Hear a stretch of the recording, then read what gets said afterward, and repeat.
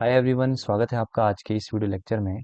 HP GK की video series को continue करते हुए आज हम पार्ट नंबर 74 को डिस्कस करने वाले हैं। और आज की वीडियो को स्टार्ट करने से पहले मैं आपको बताना चाहता हूँ, हमारी एक एचपी जीके की एमसीक्यू बुकलेट आती है, ठीक है। और इसके साथ ही इकोनॉमिक सर्वे की भी एमसीक्यू फॉर्म में एक पीडीएफ आती है। अगर आप इन दोनों को ही परचेज करना चाहते हैं, आप हमारे टेलीग्राम चैनल को ज्वाइन करके मुझे पर्सनली कॉन्टैक्ट कर सकते हैं। टेलीग्राम चैनल का जो लिंक है वो आपको डिस्क्रिप्शन में मिल जाएगा, वहाँ से आप इसको ज्वाइन कर सकते हैं। तो स्टार्ट करते हैं आज के इस वीडियो सेशन को। देखते हैं question number 854। What is the most common legal and widely practised marriage system among the Kinnauras? किनोरों में सबसे आम, कानूनी और व्यापक रूप से प्रचलित विवाह प्रणाली क्या है? तो इस क्वेश्चन में आपसे किनोरिया ट्राइब के मैरिज कस्टम से क्वेश्चन पूछा गया है। तो सबसे पहले हम बात करते हैं किनोरी ट्राइब की।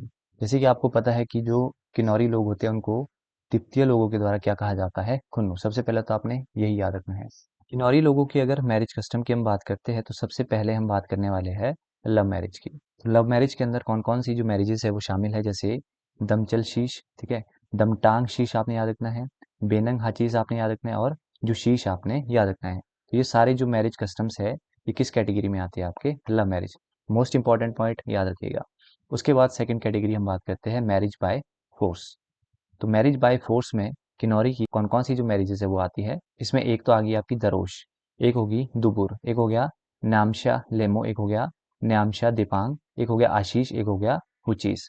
तो ये सारी जो मैरिज कस्टम्स है वो किसके अंदर आती है? Marriage by force. और अगर हम कॉमन मैरिज की बात करते हैं, ठीक है, तो कॉमन मैरिज में कौन सी शामिल है? एक तो हो गया जनेकांग, एक हो गया जनेटांग। इसके बाद आपने एक मैरिज याद रखनी है, न्योटांग मेरंग। इस मैरिज में क्या होता है, अगर कोई फाइनेंशियली कंस्ट्रेंट्स होते हैं, अगर किसी फैमिली में मतलब फाइनेंशियल प्रॉब्लम चल रही है, तो उस मैरिज में जो होते हैं दो या फिर दो से ज़्यादा लोग उस मैरिज में सिर्फ शामिल होते हैं, ठीक है। तो ये थे आपके किन्नौरी के मैरिज कस्टम। अगर हम इस क्वेश्चन की अब बात करते हैं तो इसका आंसर अगर हम करें तो सबसे पहले ऑप्शन हम देखते हैं। यहाँ पर पहला ऑप्शन है पीटचुक। पीटचुक आपको पता है कौन सी ट्राइब की मैरिज है? पंगवाल्स की, ठीक है। और किस तरह की ये मैरिज रहती है? Marriage by capture. तो शॉर्ट वर्ड याद रखना है आपने, कैप्चर। उसके बाद बात करें डोगरी। डोगरी भी आपको पता है कौन सी ट्राइब की है? पंगवाल की। और किस तरह की ये मैरिज रहती है? मैरिज बाय एक्सचेंज, ठीक है। उसके बाद अगर हम टोपी लाना की बात करते हैं तो ये भी आपकी पंगवाल ट्राइब में ही मैरिज कस्टम हमें देखने को मिलता है। और ये किस तरह की मैरिज है? विडोरी मैरिज, ठीक है। हम इसको बहुत बार डिस्कस कर चुके हैं। तो इसका राइट आंसर क्या हो जाएगा? Option number C. अगला क्वेश्चन है 855। Which group is divided into Domang and Chamang? कौन सा समूह दोमांग और चमांग में विभाजित है? तो देखो यहाँ पर आपने सबसे पहले तो ये याद रखना है कि जो दोमांग और चुमांग है ये आपके सब ग्रुप्स है, ठीक है। और कौन सी ट्राइब के है ये? किन्नौरी ट्राइब, या फिर किन्नौराज आप कह लो। तो इस टाइप की ये सब ग्रुप्स हैं, ठीक है। अगर इनके बारे में थोड़ा डिटेल में हम जाने तो किन्नौरी जो लोग होते हैं इनकी दो मेन सोशल कैटेगरीज होती हैं, ठीक है। उसमें पहला हो गया आपका खशिया और राजपूत। खशिया और राजपूत जो होते हैं इनका सोशल स्टेटस की अगर बात करते हैं तो इनका सोशल स्टेटस थोड़ा सा ज़्यादा रहता है किससे? एज कम्पेयर टू बेरू से, ठीक है। बेरू जो यहाँ पर कैटेगरी है यानी कि सोशल कैटेगरी है, इनका सोशल स्टेटस कम है एज कम्पेयर टू खशिया और राजपूत। उसके बाद अगर खशिया और राजपूत की सब कैटेगरीज की बात करते हैं यानी कि सब ग्रुप्स की बात करते हैं तो इनको फर्दर डिवाइड किया जाता है ओरंग, मोरंग और वाजा में। खशिया और राजपूत कैटेगरी के भी अंदर सब ग्रुप्स है ओरांग, मोरांग एंड वाजा, ये आपने याद रखना है। उसके बाद अगर बेरू सब कैटेगरी की बात करते हैं तो इनके भी फर्दर सब ग्रुप्स है दोमांग एंड चमांग। तो इस क्वेश्चन में आपसे क्या पूछा गया है कि कौन से ग्रुप की दोमांग और चमांग सब कैटेगरीज है? तो वो ग्रुप है आपका बेरू। तो देखो इस तरह के क्वेश्चंस भी आपसे पूछ सकते हैं। ऑल्दो ये टॉपिक आपने पढ़ा होता है पर आपको ये पता नहीं होता कि किस तरह के क्वेश्चंस आपसे पूछे जाते हैं।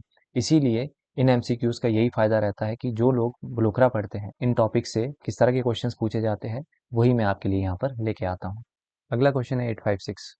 विच of the following is correct about the male literacy rate of Himachal Pradesh according to census of 2011? यहाँ पर आपसे 2011 का मेल लिटरेसी रेट पूछा गया है, ठीक है। और आपके पास यहाँ पर मल्टीपल स्टेटमेंट्स गिवन है और आप यहाँ पर देख सकते हैं कि हर स्टेटमेंट में अलग अलग ईयर का जो डाटा है वो पूछा गया है। जैसे फर्स्ट स्टेटमेंट में 1981 का है, दूसरी में 2001, तीसरी में 1991 का डाटा पूछा गया है। तो इस क्वेश्चन का आंसर करने के लिए आपको 3 ईयर्स का डाटा पता होना चाहिए। तो आपकी स्टडी को ईजी बनाने के लिए जितना भी डाटा उनको मैंने यहीं पर ही इंक्लूड कर दिया। जैसे आप देख सकते हैं 2011 का डाटा यहाँ पर है, 2001 का डाटा है, 1991 का है, 1981 का है। अब यहाँ पर समझाने वाला कुछ भी नहीं है, सारा का सारा फैक्चुअल डाटा है। इसी तरह से फीमेल का भी आप यहाँ पर देख सकते हैं, ठीक है। तो एक नज़र आपने यहाँ से मार लेनी है। अगर हम मेल लिटरेसी रेट की बात करते हैं तो हर साल हमारे को इसमें इंक्रीज देखने को मिलता है, ठीक है। और फीमेल की बात करें तो यहाँ पर भी हमें इंक्रीज देखने को मिलता है। इसके बाद अगर हम इस क्वेश्चन पे आएँ, अगर हम स्टेटमेंट्स को रीड करें तो फर्स्ट स्टेटमेंट की बात करते हैं। यहाँ पर दिया है it was above all the senses from 1981। इस स्टेटमेंट में बोला गया है कि 1981 से ऊपर के जितने भी सेंसेस है वहाँ पर जो मेल लिटरेसी रेट है वो ज़्यादा है 2011 सेंसेस का। तो ये स्टेटमेंट आपकी करेक्ट हो जाती है। अगली स्टेटमेंट है it was slightly below the senses of 2001। इस स्टेटमेंट में क्या बोला गया है कि 2011 का जो मेल लिटरेसी रेट है वो कम है एज कम्पेयर टू 2001 के मेल लिटरेसी रेट से। तो ये स्टेटमेंट आपकी इनकरेक्ट हो जाती है। अगली स्टेटमेंट क्या है it was above the senses of 1991। यहाँ पर बोला गया है कि 2011 का जो मेल लिटरेसी रेट है वो ज़्यादा है एज कम्पेयर टू 1991। तो ये स्टेटमेंट आपकी करेक्ट हो जाती है। अगला है it was below the senses of 1991। यहाँ पर बोला गया है कि 2011 का जो मेल लिटरेसी रेट है वो कम है एज कम्पेयर टू 1991। तो ये स्टेटमेंट आपकी इनकरेक्ट हो जाती है। तो आपकी स्टेटमेंट करेक्ट कौन सी है, एक तो फर्स्ट और एक थर्ड। तो अगर हम ऑप्शंस पे आएँ, इसका राइट आंसर क्या हो जाएगा, first and third. Right answer is option number B. और वहीं अगर बात करते हैं डिस्ट्रिक्ट्स की भी, तो सबसे ज़्यादा मेल लिटरेसी रेट हमें देखने को मिलता है डिस्ट्रिक्ट हमीरपुर में। देखो ये जो डाटा यहाँ पर मैंने दिया है और ये पूरा का पूरा डाटा आपका असेंडिंग ऑर्डर पे है। सबसे कम किसका है, चंबा का। तो ये जो डाटा है इसके साथ दिया, ये भी आपको याद होना चाहिए क्योंकि इससे भी क्वेश्चन पूछा जा चुका है और पूरा टॉपिक जो है वो आपके इसी क्वेश्चन से सॉल्व हो जाएगा। तो इसीलिए मैं आपको बार बार कहता हूँ कि हमारी जो पीडीएफ है इसको ज़रूर परचेज करिए क्योंकि आपका बहुत सारा टाइम नोट्स मेकिंग में बच जाता है। Next question is 857। Which ruler of Balsan was conferred the hereditary title of Rana by Britishers. Balsan के किस शासक को अंग्रेजों ने राणा की वंशानुगत उपाधि प्रदान की थी। देखो इस क्वेश्चन से हम बल्सन स्टेट के बारे में जानेंगे। सबसे पहले तो यहाँ से आपने याद रखना है कि इसके फाउंडर कौन थे। तो इसके फाउंडर थे अलग सिंह। और बल्सन स्टेट को कौन सी सेंचुरी में फाउंड किया गया था, 12th सेंचुरी। ये आपने सबसे पहले याद रखना है, ठीक है। इसके बाद अगर कुछ हिस्टोरिकल कॉन्टेक्स्ट की बात करते हैं तो 1805 जब तक गुरखा इन्वेजन नहीं था, ठीक है, तब तक जो बल्सन था वो किसकी फ्यूडेटरी था, सिरमौर की।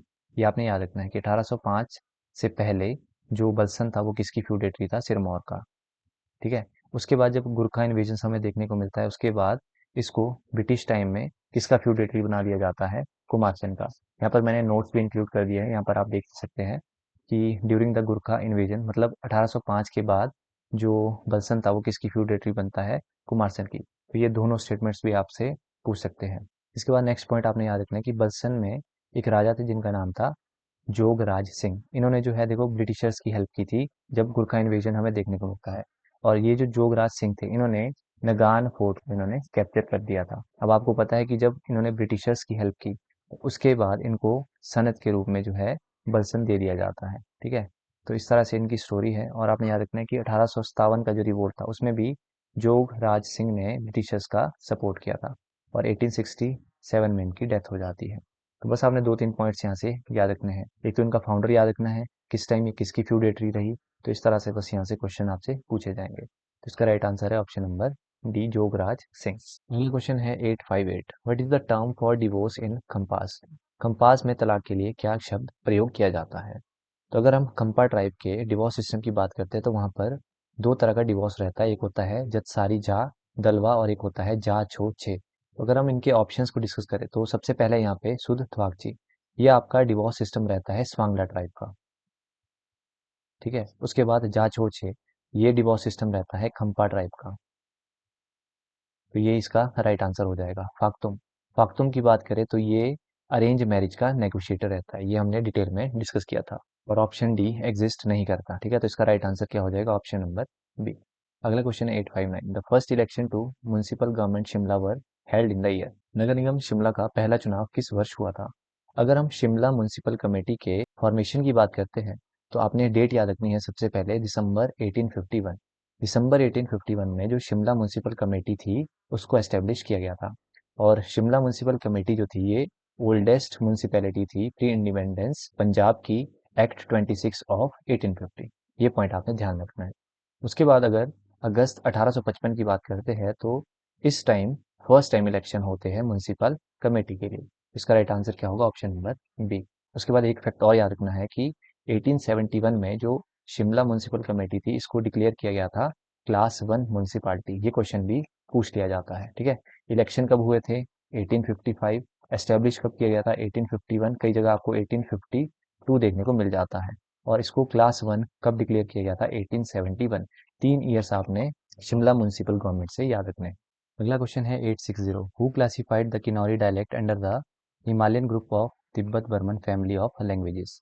According to G.A. ग्रियर्सन, जो किन्नौरी लैंग्वेज है उसको क्लासिफाई किया गया है under Himalayan group of Tibeto Burman language family. ये आपका यहाँ पर इंपॉर्टेंट फैक्ट है, तो ये पॉइंट आपने जरूर याद रखना है। उसके बाद बात करते हैं कि जो भूटी लैंग्वेज है वो अपर किन्नौर में बोली जाती है, ये भी आपको पता है।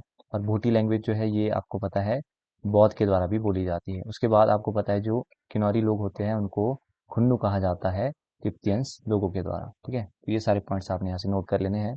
इस क्वेश्चन का राइट आंसर होगा ऑप्शन नंबर बी। अगला क्वेश्चन है 861। The Garo and Munda groups are believe to have originated from? Garo और मुंडा समूह की उत्पत्ति कहाँ से हुई है? देखो, सबसे पहले तो आपने यहाँ से जो पॉइंट याद रखना है वो है कि गारू और जो मुंडा ग्रुप्स है ये किस ट्राइब को बिलोंग करते हैं? तो ये बिलोंग करते हैं स्वांगला ट्राइब को। ठीक है, और स्वांगला ट्राइब के बारे में जितने भी फैक्ट्स हैं उनको हम फटाफट से रिवाइज कर लेते हैं। सबसे पहले तो आपने ये याद रखना है कि जो स्वांगला ट्राइब है ये किस तरह की ट्राइब है? तो ये एक शेड्यूल्ड ट्राइब है। ये क्वेश्चन पूछा जा चुका है। ठीक है, वहां पर ऑप्शंस थे शेड्यूल्ड ट्राइब, शेड्यूल्ड कास्ट, इस तरह से। तो आपने याद रखना है स्वांगला ट्राइब किस तरह की ट्राइब है? Scheduled tribe. बात करते हैं इनकी लोकेशन की, तो पट्टन वैली के अक्रॉस ये देखने को मिलते हैं। और किस रिवर के अक्रॉस है? चंद्रभागा रिवर। इनकी सबकास्ट की अगर हम बात करते हैं तो राजपूत और ब्राह्मण, इनकी दो सबकास्ट है। ठीक है, इनके द्वारा कौन कौन सी जो लैंग्वेजेस है वो बोली जाती है? उसमें सबसे फेमस है आपकी मंचाद। मंचाद, ये क्वेश्चन भी आपका पूछा जाता है कि ये किसका मिक्सचर है? तो तिब्बतियन और हिंदी लैंग्वेज का ये मिक्सचर है। उसके बाद है चिनारी, ये लैंग्वेज बोली जाती है सिप्पी और लोहार कास्ट के द्वारा। उसके बाद भोटी, भोटी जो है ये बॉस के द्वारा बोली जाती है, अभी प्रीवियस क्वेश्चन में ही हमने डिस्कस किया था। इसके बाद है तिनान और टिनान, ये बोली जाती है सिस्सू एरिया के जो लोग हैं उनके द्वारा कौन सी बोली बोली जाती है? तिनान। तो ये सारे पॉइंट्स आपने याद रखने हैं। वहीं बात करते हैं कल्चरल रिसेम्बलेंस की, तो देखो जो स्वांगला ट्राइब के लोग हैं ये थोड़े थोड़े किसकी तरह लगते हैं? मुंडा स्पीकिंग बंगाल, बिहार और सेंट्रल इंडिया की जो ट्राइब है उनकी तरह। हाँ, अगर बात करते हैं इनके सोशल स्ट्रक्चर की, तो ऐसा माना जाता है कि जो गारू और मुंडा ग्रुप्स यहाँ पर निकल के आए वो किस तरह से निकले? तो जब इनके जो राजपूत कास्ट के लोग हैं उन्होंने बौद्ध गर्ल के साथ शादी की, और जो बौद्ध गर्ल थी वो लोअर स्टेटा से बिलोंग करती थी, तो तब इनके गारू और मुंडा जो ग्रुप्स है वो ओरिजिनेट हुए। तो इस तरह का यहाँ पर बोला जाता है। तो इस क्वेश्चन में इसका राइट आंसर क्या हो जाएगा? गारू और मुंडा ग्रुप्स की उत्पत्ति किस तरह से हुई? जब इनके जो राजपूत है वो किससे शादी करते हैं? बौद्ध गर्ल जो कि लोअर स्टेटा वो बिलोंग करती है। तो इसका right answer option number A. अगला क्वेश्चन है 862। Which of the following is a form of marriage in Swangla community where a girl and boy marry after falling in love? निम्नलिखित में से कौन सा स्वांगला समुदाय में विवाह का एक रूप है जहां पर लड़की और लड़का प्यार में पड़ने के बाद शादी कर लेते हैं? तो इस क्वेश्चन से हम स्वांगला ट्राइब की जो मैरिज कस्टम्स है उनको हम देखने वाले हैं। तो 3 तरह के जो मैरिज कस्टम्स है वो परफॉर्म किए जाते हैं स्वांगला ट्राइब में। कौन कौन से है? पहला है रुस्ता दे ब्याह। तो डिटेल में जानेंगे रुस्ता दे ब्याह किस तरह की मैरिज होती है। ये एक लव मैरिज होती है, बस शॉर्ट पॉइंट आपने यहाँ से याद रखने हैं। उसके बाद है सेकंड कुआ ब्याह। कुआ ब्याह किस तरह की मैरिज होती है? ये होती है मैरिज बाय कैप्चर। अगली है देखो मजामी ब्याह। ये किस तरह की मैरिज होती है? देखो इस मैरिज में क्या होता है, अगर लड़के की फैमिली फाइनेंशियली इतनी अमीर नहीं है कि वो लड़की के जो एक्सपेंसेस है उनको बियर कर पाए, तो जो लड़के की बहन होती है वो किसके घर चली जाती है? ब्राइड्स फैमिली के। ठीक है, तो कुछ दिन वो वहां पर रहती है। उसके बाद जो सिस्टर होती है लड़के की वो उस ब्राइड को अपने साथ लड़के के घर लेके आती है। तो इस तरह की मैरिज कस्टम्स हमें स्वांगला ट्राइब में देखने को मिलता है। ठीक है, तो यहाँ पर पूछा गया था कि उस टाइप की मैरिज को क्या कहते हैं जब लड़का और लड़की आपस में प्यार में पड़ जाते हैं, यानी कि लव मैरिज के बारे में यहाँ पर इनडायरेक्टली पूछा गया है। इसका राइट आंसर हो जाएगा ऑप्शन नंबर ए, रुस्ता दे ब्याह।